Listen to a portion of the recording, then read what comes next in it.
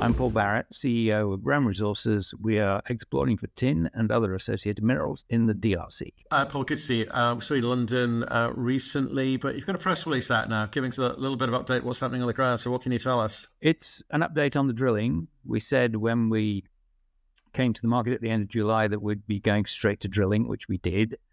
These are results from the second hole. Obviously, we can't give grades from what we know, but what we've seen is very encouraging tin mineralization in the rocks. I mean, we can go into detail, but it's a good intersection of tin only mineralization. Okay, so you're saying you're showing visible cassiterite. You've used an XRF, so you're obviously excited enough to put out a release, even though you can't give us the grade. So what do we need to know? Well, I think the reason that we're excited is that because we've got the team, Mark Gasson and Klaus Eckhoff, Mark in particular, who's kind of running the operational show here, his experience in Alphamin, where they drilled all the original holes and all of that, which eventually, as you know, turned into the highest grade tin mine in the world. So they know what they're looking for and they know when they like what they see. And Mark is very excited about this particular hole. And I think the enthusiasm for that suggests to us, we've drilled this hole as a step outside to the north of where we were, under a tin anomaly in a trench and a surface soil anomaly. So it's very good ratification of the fact that those anomalies are pointing to the places to drill. And so it's very exciting. The next one to the north, actually, that we're going to go to next, actually had cassiterite on the pad when we were clearing the pad. So, you can't get much closer than that. So that's a good starting point. So I think we're getting into a really good part of the play. Right. It also reminds people that, surface sampling and trenching is an important part of the process here. Alphamin, 4.5% tin, very high grade, 8 clicks away from where you are. And you've got team members who worked on those projects there.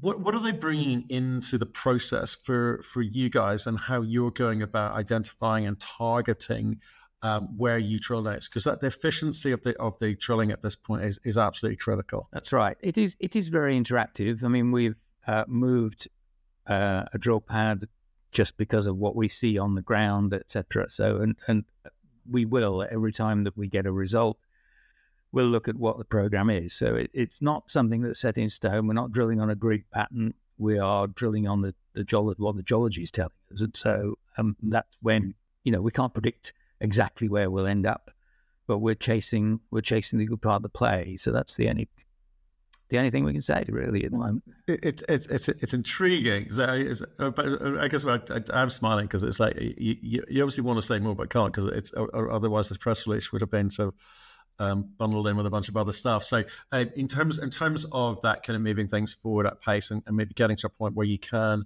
give assay results, what's the timing on that? Well, moving forward, obviously we're going to be starting the next hole in the next few days, and also the other drill rigs, the 2 rigs that are coming in from Uganda, they are in Congo now, so they're being mobilized in the next couple of days.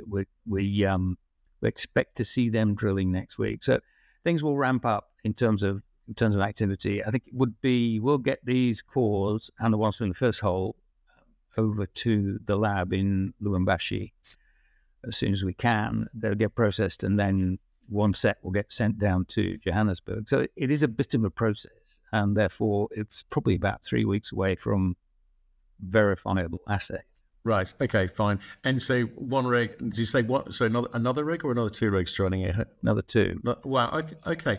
And what are they? Just in terms of meterage or dollar spent, however you want to quantify it. I mean, what are you looking to be able to kind of put out there in terms of the amount that we hope to drill? Yeah. Well, our target's 3,000 meters. We'll hopefully do more than that. The cost and benefit of having the more rigs, I mean, we pay basically on a per meter basis plus what our operating costs are on the ground. So having more rigs is much more efficient in terms of the cost, because obviously the operating costs of the site, etc., doesn't change. So that's what that's what we're doing with these 3 rigs, really compressing the program so that we maximize the economic efficiency. Right, and just help me with this, because I think a lot of people are kind of leaning in here going, well, I'm hearing that tin thematic is getting stronger, but I haven't necessarily ever invested in tin and don't really understand what good looks like. So in terms of grades, you're going to need to be able to define, you're going to have to inform the market what good looks like, in terms of scale, in terms of margin, and all of those things. There's an education process needed here if you want more people to kind of come into the next, big tin story. So what are you aiming for? How will you judge yourselves at the end of this 3,000 meter program? Yeah, I think the judgment will be based on whether we see ourselves as having something that is very much analogous to Alphamin.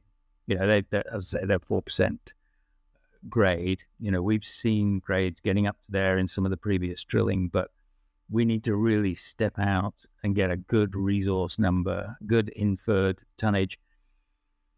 And that'll be where we hope to get to at the end of the year, just maybe the early part of New Year, January at the latest. We would then hope to be basically viewed as on a par with Alphamin in terms of the asset. Very similar. It's very similar geology. It's very similar mineralisation play. So, and of course they're at a later stage in the game. I mean, but they are still 1.4 billion Canadian market cap company. There's a lot of upside to what we're doing. There's a lot of upside, but there's a lot of good steps along the way. So being able to talk about similar grades is interesting.